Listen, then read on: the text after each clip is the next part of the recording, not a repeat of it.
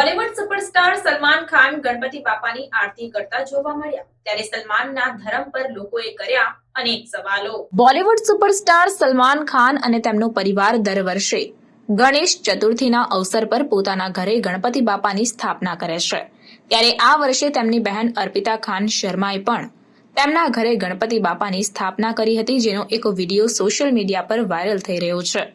વિડીયોમાં સલમાન ખાન ગણપતિ બાપાની આરતી કરતા જોવા મળી રહ્યા છે, પરંતુ યુઝર્સ તેમને જોરદાર ટ્રોલ કરી રહ્યા છે। વિડીયોમાં સલમાનને પૂજા કરતા જોઈને ઘણા લોકો તેમના ધર્મ અને આસ્થા પર સવાલ ઉઠાવી રહ્યા છે।